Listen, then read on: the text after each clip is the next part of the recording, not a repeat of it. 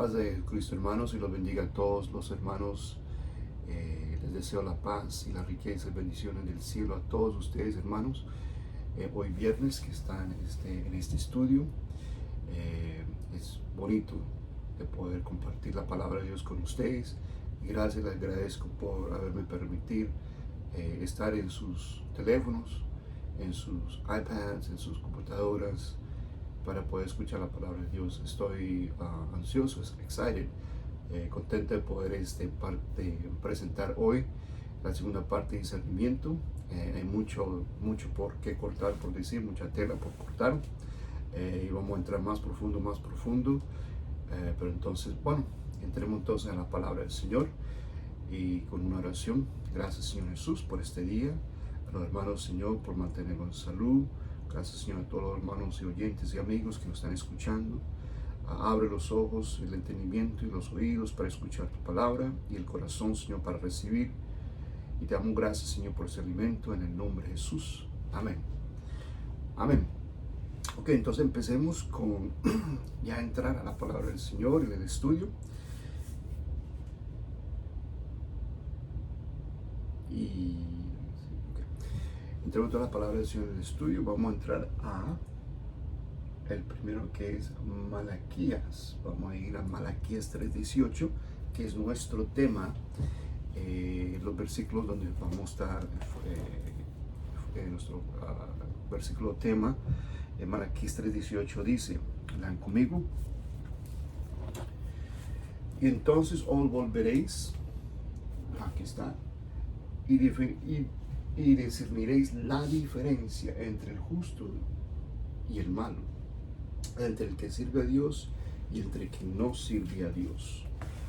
Entonces ese es Malaquías 3:18.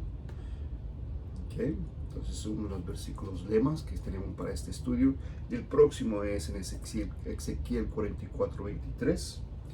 Ezequiel 44:23, que dice: y enseñarán a mi pueblo a hacer diferencia entre lo santo y lo profano, y los enseñarán a discernir entre lo limpio y no lo limpio. Esas cosas hay que enseñar.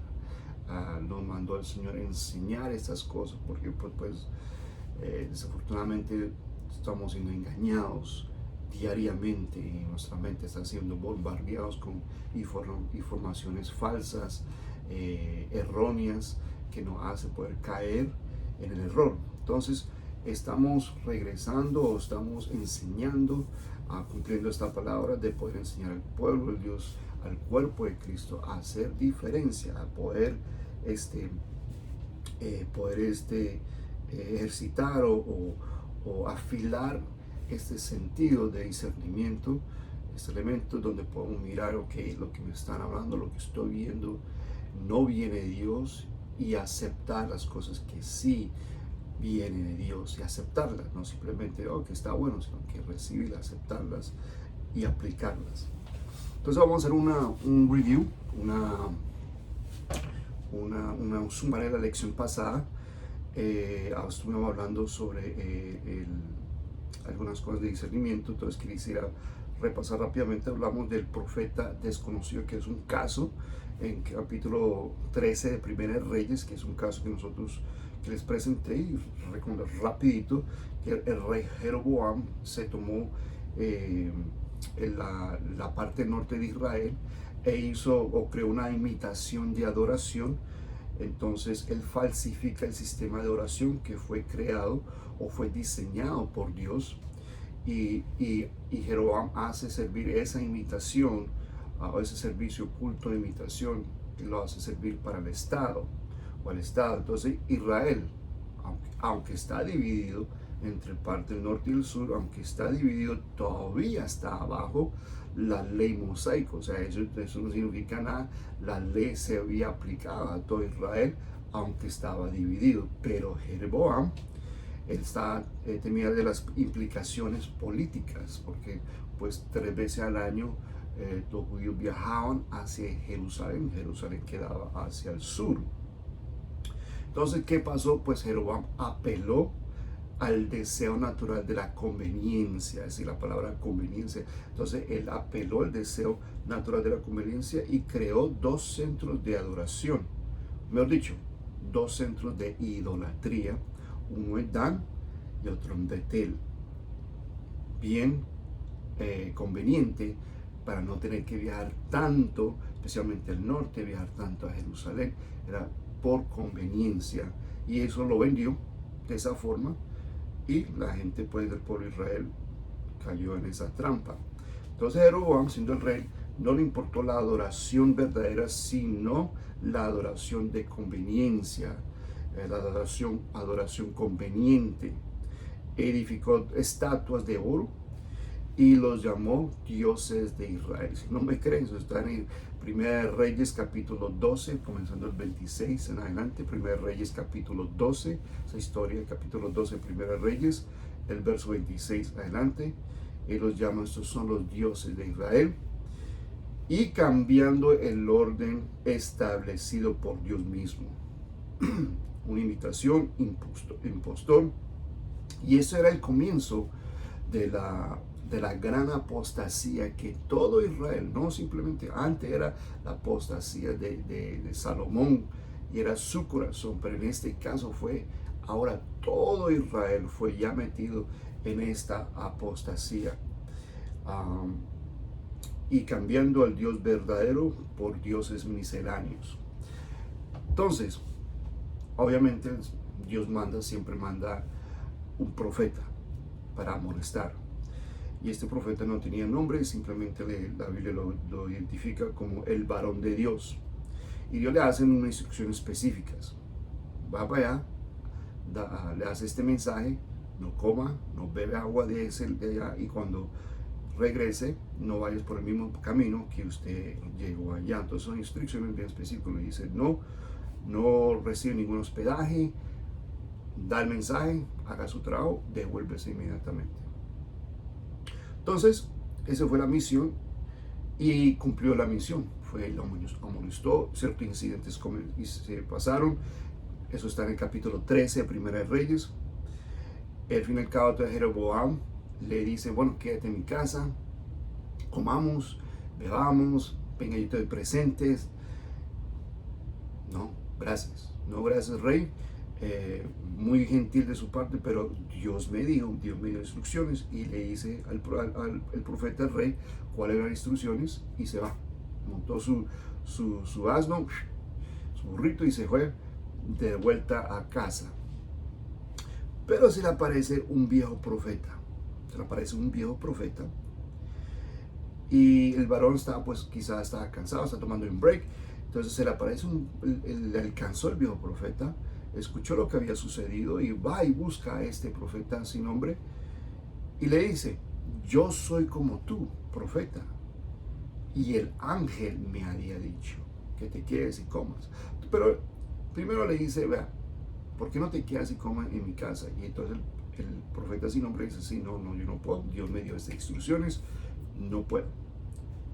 Pero es aquí entonces cuando el profeta viejo le dice, bueno, yo soy también profeta, yo también somos compañeros, creemos lo mismo, tenemos las mismas creencias, las mismas convicciones, el mismo libro, el mismo Dios. ¿Por qué no te quedas? A mí el ángel de Jehová me habló y me dijo, quédese. Y él cayó en la trampa. Note que el profeta viejo se identifica con el varón de Dios. Yo también soy profeta. Hay una identificación, hay algo común, un denominador común, hay algo que se identificó, y por eso pues se abrió el otro profeta, lo dejó conversar, entrar en su mente. Le reclamó que tenía una experiencia espectacular, una experiencia sobrenatural, o sea, que un ángel se le apareció, un ángel le habló y le dijo que el mensaje era por palabra de Dios. Y quizás el aspecto de este profeta viejo no era idólatra, no tenía una cadena de acera, o no tenía, quizás no tenía un tatuaje de acera, no tenía un aspecto idólatra, quizás tenía un aspecto profeta de Dios, y por eso también lo dejó entrar en su entorno, en confianza. Y note la última parte. No le ofreció recompensa como Jeroboam le ofreció recompensa. Simplemente le ofreció pan y agua. Eso es todo. Eso es todo. Pan y agua le ofreció. Jeroboam le ofreció recompensas y hospedaje en el palacio, pero este profeta viejo, una casa humilde, pan y agua. Y eso cayó en el engaño este profeta. Déjame aclarar esto. Y eso cayó en el engaño este profeta, varón de Dios. Y tuvo su sentencia, tuvo que pagar la sentencia o el castigo de Dios por desobediente. Un poquito más adelante hablaremos un poquito más de eso. Entonces hablamos de la naturaleza humana. La naturaleza humana. Ok, entonces hay algo que pues me gustaría que nosotros, entonces hablando de discernimiento, pero hay algo que me gustaría que nosotros aprendiéramos esta oración que queda en el Salmo 119, Salmo 119, 66. Salmo 119, 66. Y dice, enséñame buen sentido y sabiduría. Entonces haga esta oración para que el Señor pueda darte pues el don o el afinarte ese destreza o esa habilidad de discernimiento. Enséñame buen sentido y sabiduría, porque tus mandamientos he creído. Amén. Ok, entonces la naturaleza humana, estamos hablando también discernimiento, pues el Señor nos enseñó algo muy importante, lo que es la naturaleza humana. En el capítulo 2 de San Juan, versos 23 al 25, el Señor hacía milagros y señales y mucha gente vieron esos milagros y vieron esas señales. Y ellos creyeron en las señales y los milagros que el Señor estaba haciendo. Pero sin embargo el Señor, aunque ellos fueron creyentes y creyeron en ese momento y creyeron en su nombre, no se confiaba, dice la palabra de Dios, no se fiaba de ellos. ¿Por qué? Porque sabían, porque conocía a todos. No tenía necesidad de nadie que le diera el testimonio del hombre, pues él sabía que había en el hombre. Entonces, lo primero aquí es saber en el nombre natural. Estamos hablando del nombre espiritual. Estamos hablando del hombre natural. ¿Okay? Y quiero aquí en el hombre natural. Pues la Biblia dice claramente muchas veces, primero en Génesis 6:5, Génesis 8:21, Eclesiastés 9:3 dice que los pensamientos, los designios del corazón del hombre están continuamente al mal. O sea, el corazón siempre está inclinado a hacer el mal. Esa fue la corrupción, la caída, la trampa que le hizo a la serpiente a los primeros padres. Que el corazón del hombre, los pensamientos del hombre, por muy bueno que sea quizás al principio, la intención pues, o las motivaciones pueden ser en el principio buenas, pero si usted ve históricamente, siempre al final se corrompe. Y cuando va creciendo, digamos, ese negocio, va creciendo esa idea, va trendy, va tomando popularidad, siempre llega una corrupción, y aunque empezó bien, entonces y si lo hizo el hombre, lo creó el hombre, va siempre a finalizar mal o corromperse. Entonces el pensamiento del hombre o el corazón del hombre siempre está inclinado al mal. Es más, mira lo que dice en Jeremías capítulo 17, versos 9 y 10, está claro. Vea, engañoso es el corazón más que todas las cosas y perverso. ¿Quién lo conocerá? Es una pregunta muy profunda. O sea, si el corazón del hombre es engañoso y perverso, ¿Cómo se puede conocer? Si alguien que le está engañando o está haciéndote una trampa para hacerte caer, para hacerte matar, para robarte, ¿cómo usted puede discernir, cómo puede conocer ese corazón engañoso? Ahí está la respuesta. Yo Jehová, que escudriño la mente, pruebo el corazón, para dar cada uno según su camino según el fruto de sus obras. Entonces, aquí necesitamos a Dios, al Espíritu de Dios, al Espíritu de Cristo para poder discernir, porque a través de Él entonces podemos ver las artimañas y el engaño y las trampas y los sutilezas que nos quieren meterse en nuestra relación con Dios y en nuestra vida espiritual. Entonces miramos cuál es la definición de discernimiento.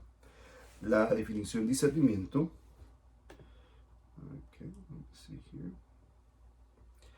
viene de la palabra griega, o la palabra griega en el Nuevo Testamento, anácrino, que significa distinguir, separar para buscar algo diligente o examinar. Me usa la palabra distinguir y examinar, es la palabra griega, discernimiento, y la palabra hebrea es bin, pero aquí como estamos hablando en el Nuevo Testamento, significa, la definición para nosotros hoy significa la habilidad de decidir entre la verdad y el error, lo bueno y lo malo, la habilidad. Tener la habilidad, la capacidad de ver la verdad, no simplemente distinguir, sino ver la verdad, y también el proceso de hacer distinciones cuidadosas en nuestro pensamiento acerca de la verdad. O sea, vamos a definir lo que es bueno, exactamente qué es bueno. El apóstol Pablo lo dice muy sencillo. En el 1 Tesalonicenses 5:21 y verso 22 dice muy sencillo: examinarlo todo, retener lo bueno. ¿Cierto? Sencillo. Examinarlo todo, retener lo bueno. Repita: examino todo, retengo lo bueno. Es una amonestación, una recomendación altamente para todos nosotros, una alta recomendación importante. Pero mira lo que dice el verso 22: absteneos de toda especie de mal. No simplemente retener lo bueno, sino también a la misma vez abstenerse de toda especie de mal. Recoge lo bueno y rechaza lo malo. No simplemente mezclar los dos, porque así no se vale mezclar, retener lo bueno y seguir teniendo también reteniendo lo malo. Entonces no es pura verdad. Entonces retenga lo bueno y rechace o absténgase de toda especie de mal. Entonces esa es la recomendación, y eso es lo que queremos, lo que quiero nosotros pues definir en nuestra vida espiritual, especialmente en estos tiempos donde el engaño es muy sutil, es muy se mete muy así sin ¿cómo se dice? Subliminal, que uno no se detecta, no lo puede detectar así fácilmente con los ojos naturales. Tiene que tener unos ojos espirituales bien afilados para detectar los engaños del enemigo. Y el engaño del enemigo se ha vuelto muy experto a imitar lo verdadero, que parece verdadero, parece bien, pero en realidad son una trampa detrás de eso. Y eso es lo que nosotros queremos, a través de la palabra de Dios, queremos nosotros enseñar. Amén. En el 1 Juan, si quieren, vayan al capítulo de 1 Juan, capítulo 4, verso 1. Mira lo que dice el apóstol Juan, capítulo 4 de 1 Juan, verso 1, dice: amados, no creáis a todo espíritu, sino probad los espíritus si son de Dios. Mira, la palabra clave es probar los espíritus. Lo que estamos diciendo, lo que estaba diciendo Pablo, examinarlo todo. Entonces dice el apóstol Juan: probar los espíritus. ¿Por qué? ¿Por qué hay que probar los espíritus? Porque muchos falsos profetas han salido por el mundo. Eso es lo que dice un understatement.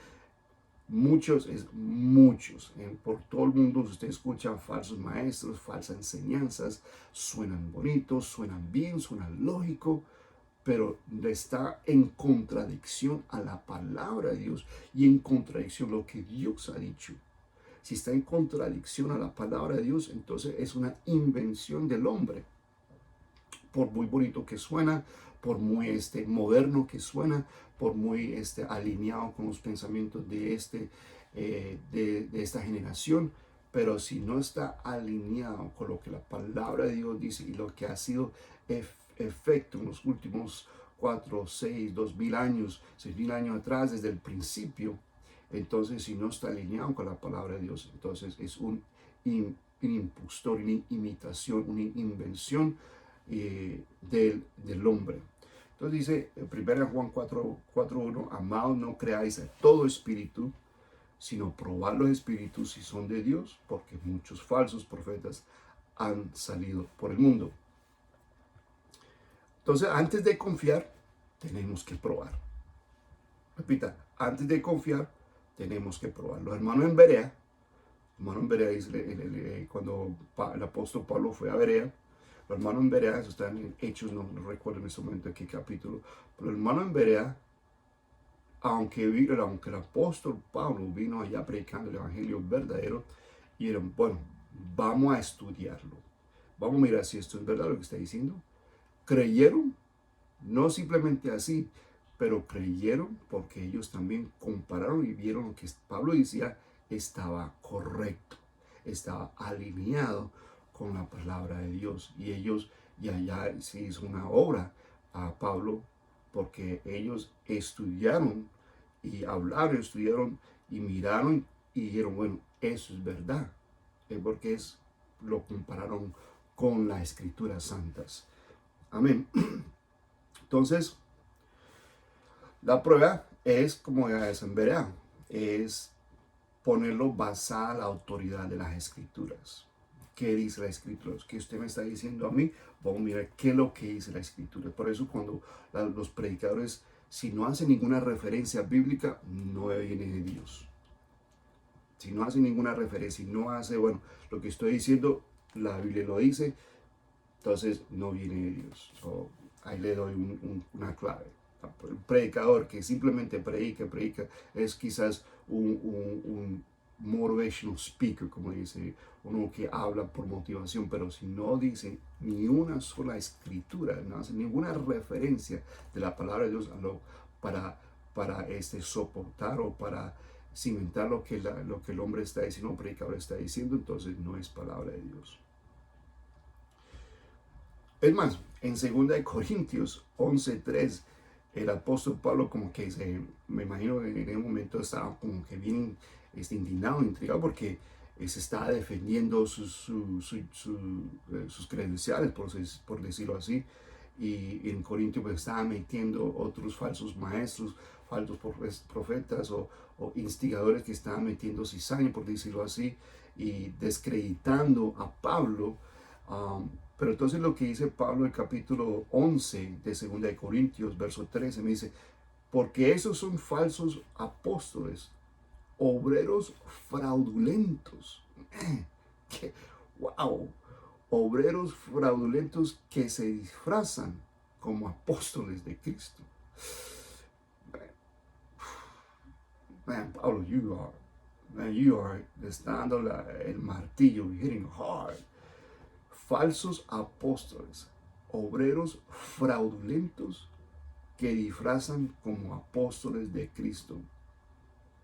Y sí, muchos líderes carismáticos, especialmente en los círculos pentecostales, círculos carismáticos, en toda denominación, están ganando apoyo popular. Y a menudo, a veces, entre esos seguidores son ex miembros de la iglesia que están desencantados, desilusionados de la iglesia, quiere algo diferente, quiere algo moderno, quiere algo que me sirve a mí, que me acomode a mis pensamientos, a mis deseos. Y particularmente en esta época de celebridades, hay algunos que se llaman superapóstoles y reclaman que tiene autoridad especial basada en la revelación divina o en la unción. Yo tengo la unción. Ha escuchado también que dice, tengo el manto profético, se me sobrevino un manto profético, y hablan así.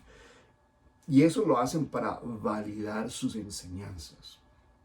Siempre están vendiéndose, promoviéndose. Yo tengo la unción, me habló Dios esta mañana y dijo que iba a llover. Bueno, I'm just being a little funny. Anyways, pero entonces usted ve y entonces entra en eso un error trágico porque empezamos a tolerar estas enseñanzas equivocadas o estas enseñanzas falsas. Nos asombra pues su aspecto, su carisma, su elegancia, su elocuencia y cómo él se habla así y como que nos caemos en lo que vemos y no lo que está hablando y nos hipnotiza y caemos en la trampa. Recuerda eso, una enseñanza saludable puede resultar en una vida saludable. Repito, solo una enseñanza saludable puede resultar una vida saludable. Solo las enseñanzas de la sana doctrina resulta o da un resultado en una alma espiritualmente vigoroso y una fe sólida. Solamente las enseñanzas de la sana doctrina resulta un alma vigoroso espiritualmente y una fe sólida. Por eso es tan urgente de afinar nuestro amor a la verdad en el conocimiento de Él, para afinar la habilidad del discernimiento. Entonces acuérdense que el discernimiento tiene un amigo o una amiga que se llama amistad. Una amistad estrecha tiene con la sabiduría, se llama sabiduría. Esta amistad estrecha es con la sabiduría. Es inseparable. La sabiduría y el discernimiento son inseparables. Mira lo que dice 1 Corintios 12. Leemos rápidamente 1 Corintios 12.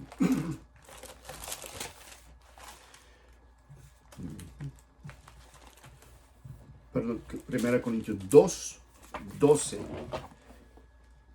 al 14. Mira lo que dice 2, 12 al 14.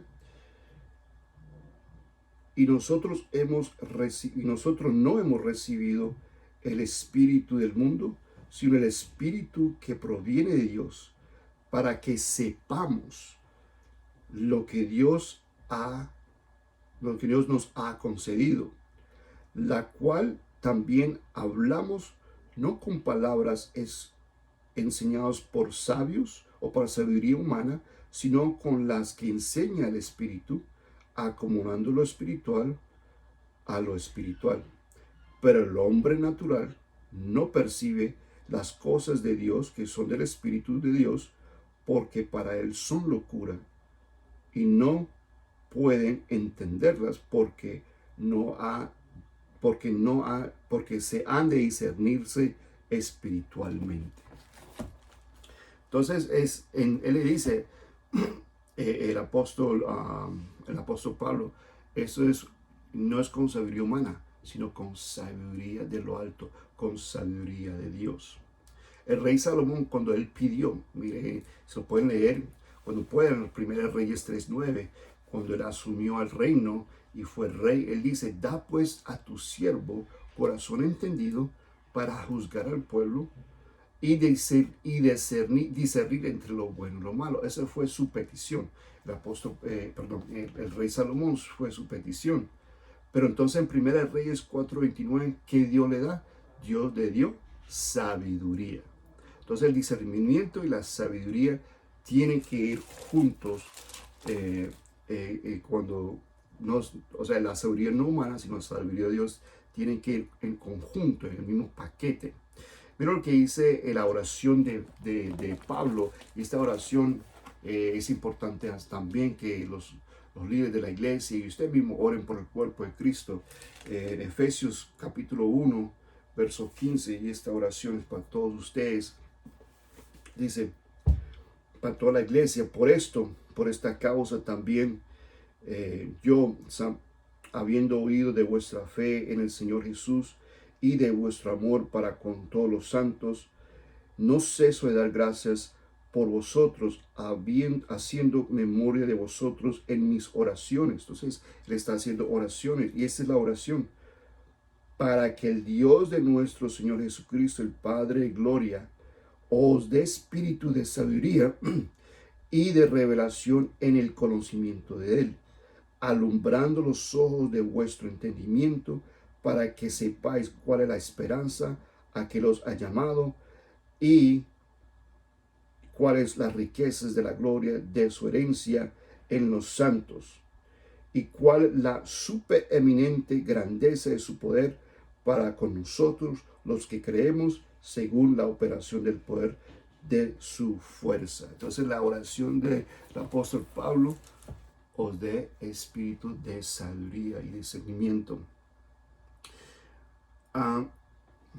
También les dejo de tarea para que lea Proverbios capítulo 1 del verso 29 al 33 y capítulo 3 de Proverbios, verso 13 al 26. Desafortunadamente, el estudio pasado, la hermana Cherry me mandó una grabación, ella leyendo. Lo quería poner acá, tuve problemas técnicos. No estoy loco, no dije, ve, hermana Cherry, hable aquí, y me quedé callado. Simplemente había una falla técnica. Ok, entonces Proverbios 1, capítulo 1, del verso 29 al 33, lo van a leer. Y el capítulo 3, del verso 13 al 26, habla del poder de la sabiduría, para que se inspire a poder a pedirle a Dios sabiduría. Y recuerda, el principio de la sabiduría es el temor a Jehová. Entonces, lo primero de todo le enseña es temer a Dios, y ahí fluye la sabiduría. Ok, entonces, revisando rápidamente la historia del profeta sin nombre, que fue engañado por el profeta viejo en 1 Reyes 13. Y mira esto, tal vez el varón de Dios, el profeta sin nombre, estaba en su mente enfocado. Tal vez el varón de Dios, el profeta sin nombre, estaba enfocado en lo obvio. Estaba enfocado en el rey. Eso era lo obvio. Quizás en su mente, bueno, el Señor me da esta instrucción porque pues, a lo mejor me está dando una advertencia. Y en su mente es, bueno, ¿quién más me puede hacer caer sino el mismo rey Jeroboam? Y estaba pensando, quizás me va a ofrecer esto, me va a sobornar, me va a tratar de manipular. En su mente se preparó, ensayó una y otra vez de cómo responder o qué hacer, o responder así rígidamente. No, Dios me dijo esto y esto y esto. Dios me dijo esto y esto y esto. Entonces él como que se programó para responder, pero responder a lo obvio. Y lo obvio, lo lógico de esto era el rey. El rey Jeroboam iba a intentar a este profeta, varón de Dios, de intentar de hacerlo caer un engaño, una trampa. Pero son los pequeños detalles los que son vitales, dijo un pensador, John Wooden. Las cosas pequeñas hacen que sucedan cosas grandes. Y eso es también para lo positivo como para lo negativo. Las cosas pequeñas hacen que sucedan cosas grandes. Entonces, hubo algo pequeño que él no pudo percibir. ¿Okay? Y lo pequeño es que él no se preparó para el viejo profeta. Y no se preparó para una simple comida, pan y agua. Para eso no estaba preparado. Dios había dado instrucciones bien específicas. No coma, no beba, devuélvese inmediatamente. Pero era algo muy sencillo. El profeta dijo, quizás dijo, pues eso es sencillo. Eso no es, ¿por qué Dios se va a poner bravo si es simplemente pan y agua? Es algo muy sencillo, insignificante. ¿Usted cree que Dios se va a poner bravo? Imagino, quizás era el tono de su lenguaje, de su vocabulario, de su comunicación.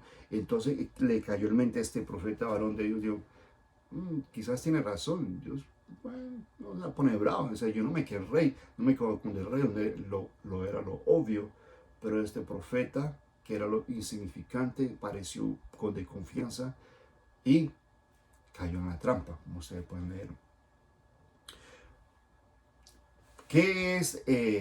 Lo pequeño es, las cosas pequeñas son, ah, hay que mirarlas. En NASA, si usted piensa en los NASA, los científicos y los ingenieros de NASA, que es ¿cómo se llama? La sede espacial de Estados Unidos, la NASA. Son gente, pues, uno los considera gente muy inteligentes, muy preparados, ingenieros de lo más mínimo detalle, todo calculado, preciso. Todos eso son palabras que describen a un ingeniero o un científico de la NASA. Pero ellos también cometen errores. Y no le crea mucho a los científicos, porque también crean errores. Vamos, por ejemplo, a lo que llaman Mars Climate Orbiter. El Mars Climate Orbiter es un orbitador climático que enviaron a Marte. Eso fue, si no estoy, creo que en los 90, si no estoy mal. En los 90 enviaron a en la órbita para llegar a Marte, para calcular y hacer un viaje a Marte y tener una data. Pero un pequeño detalle que estos supergenios, científicos, ingenieros, no se dieron cuenta. Y el pequeño detalle es que el sistema métrico. Las calculaciones que hicieron, que diseñaron a esto, lo diseñaron con el sistema métrico europeo, mientras que las calculaciones para el viaje y hacer la órbita lo hicieron con el sistema métrico americano. Entonces, cuando ellos vieron que este equipo de 330 millones de dólares que costó se perdió en la órbita, ellos se rascaron la cabeza y cómo es posible si hicimos todas las calculaciones, y cuando vieron es que el sistema métrico que habían utilizado estaba mal. Eso lo enseña uno en el bachiller, ¿no? En high school, middle school, el sistema métrico entre metros y pies, pero aparentemente esos genios no consideraron eso, pequeño detalle, y eso lo costó a nosotros los taxpayers 330 millones de dólares. No, pero hay otro más también de la NASA, es lo que llama el Hubble Telescope. El Hubble Telescope es el telescopio que diseñaron también en los 90 para enviar y tomar fotos a las galaxias, como ustedes pueden ver acá.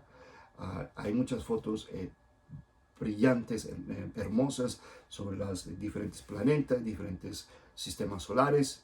Pero en el principio, un pequeño detalle de milímetros, pequeño detalle, o sea, menos de centímetros, milicentímetros, que el vidrio o el espejo o el vidrio que hicieron, lo hicieron muy pequeño, los edges, o sea, los alrededores, lo hicieron muy grueso y muy plano. No se dieron cuenta, pero ya era muy tarde cuando recibieron las imágenes de allá, lo vieron todo borroso, todo no se podían ver, entonces rascaron otra vez la cabeza, que hicimos mal, calculaciones, y vieron que el vidrio lo habían hecho muy grueso, un poquitico grueso de lo que tenían que ser. Ahora, ¿qué pasó?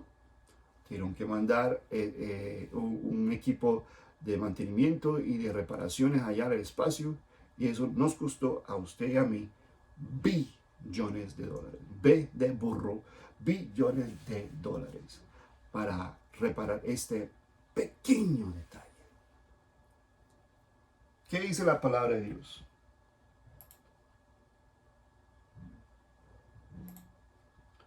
¿Qué dice acá? ¿Qué dice acá? ¿Qué dice en Colosenses 2:18?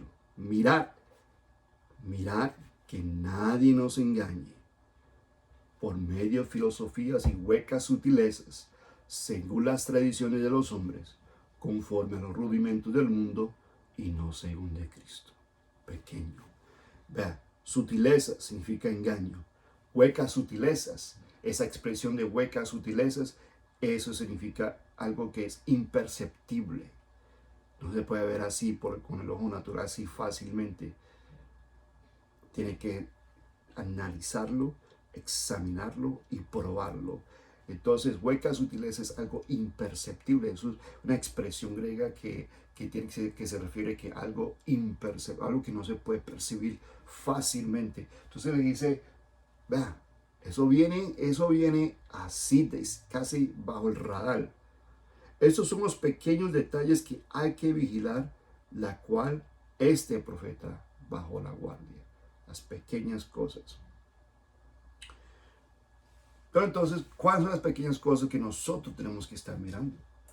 Bueno, el apóstol Pablo nos dice en 2 Corintios 11:13, pero temo, como la serpiente con su astucia engañó a Eva, vuestros sentidos sean de alguna manera extraviados de la sincera fidelidad de Cristo.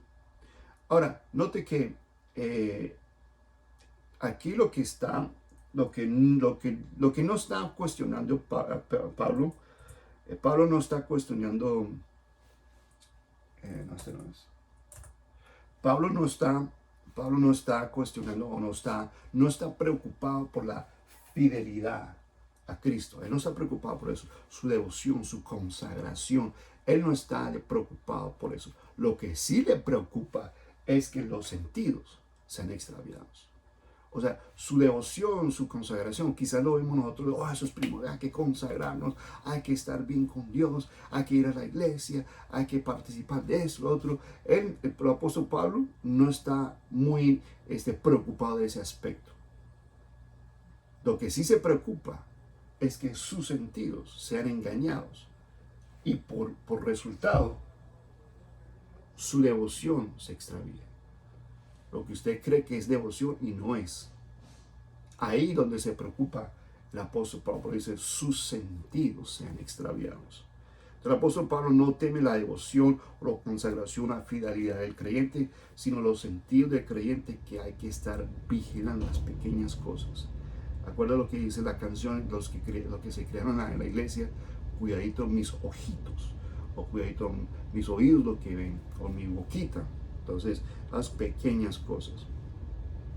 Mira lo que dice Hebreos 5:14, y ya casi vamos a terminar, ya nos falta muy poco. Hebreos 5:14, vamos a Hebreos 5:14. El alimento sólido es para los que han alcanzado madurez, para los que por el uso tienen los sentidos ejercitados en el discernimiento del bien y del mal. Eso está en Hebreos 5:14. El cristiano maduro ha sido entrenado por la práctica constante para distinguir el bien y el mal. En ese mismo capítulo 5, en el verso 11, el apóstol, el escritor de Hebreos, él dice, escucha, que son gentes, él habla a la gente que han sido tardos por oír. Nota esa expresión, está en verso 11, tardos para oír. Y el resultado de ser tardos para oír es que ahora están viviendo de la leche en lugar de alimento sólido. Y el alimento sólido es deseado por los que han alcanzado madurez espiritual. Y por eso son inexpertos. Prácticamente lo estoy sumando a lo que dice el apóstol en el capítulo 5. Son inexpertos en manejar la palabra de justicia, o es inexpertos de poder, o no son hábiles en la palabra de la justicia, de justicia. Entonces hay un riesgo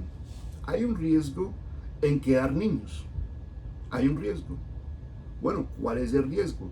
Eso está en Efesios 4:14. Vaya a Efesios 4:14. El riesgo dice, vamos allá, Efesios 4:14.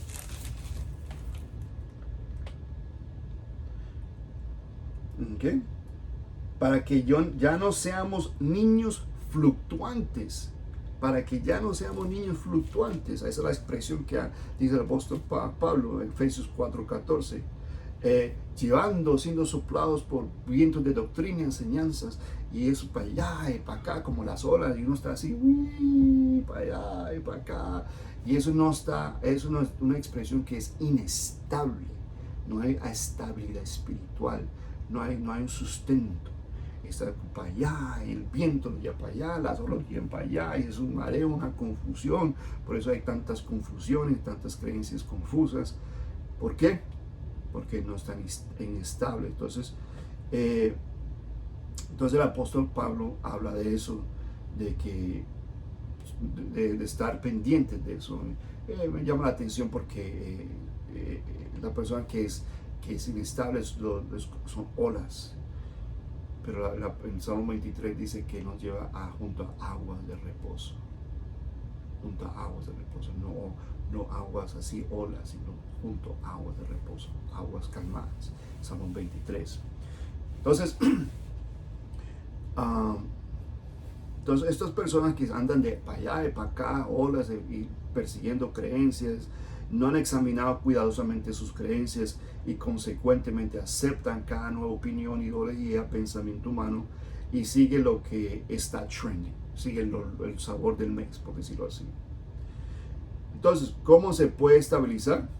Bueno, aquí está. Aquí está. ¡Pum! Aquí viene. No, este no es. Es el otro. Sentidos ejercitados. Aquí está, sentidos ejercitados. Bueno, entonces vamos a dejar aquí porque ya llevamos bastante tiempo, hay mucho, como le digo, mucho que hablar, mucho que expresar, mucho que enseñar. No quiero quitarle mucho tiempo, y además esto nos están vigilando. Eso es otro estudio para otro tiempo, otra conversación con café.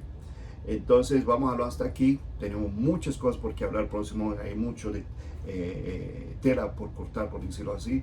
Y vamos a empezar a discernir lo que es lo bueno y lo malo y ¿cómo se dice? A tener la habilidad de agradarle a Dios, de conocer la voluntad de Dios, de ser guiado por la palabra de Dios. Bueno, hermanos, yo hasta aquí, pues, al final de cuando terminemos, le voy a poner los números, direcciones, si nos quiere mandar un mensaje por correo, si quiere mandar un mensaje o un comentario, o quiere dar una pregunta, pues puedo hacerlo a través de estos medios de YouTube, o puedo mandarlo por email a la iglesia, y le voy a poner la dirección de la iglesia al final de esto, los teléfonos. Si quieren llamarnos, estamos disponibles para poder conversar, y pues espero que todos puedan entender, y si necesitan una claridad o algo, no se preocupen, llámenos, estamos para servirle a ustedes y al Señor. Que el Señor bendiga. Vamos a una oración de despedida. Gracias, Señor Jesús, por esta oportunidad. Gracias, Señor Padre de la gloria, porque nos has dado en lo que es verdadero, y estamos en el verdadero, en su Hijo Jesucristo. Este es el verdadero Dios y la vida eterna. Gracias, Señor Jesús, por la oportunidad de poder llegar a la audiencia, a los hermanos, a los oyentes y amigos. Padre, que esta palabra haga prosperar en el alma y en el pensamiento, Señor, de cada oyente. En el nombre de Jesús, ayuda a todos los hermanos, hazlo prosperar, darle riquezas y bendiciones espirituales hasta que sobreabunde, en el nombre de Jesús. Dios bendiga, hermanos. Saludos a todos.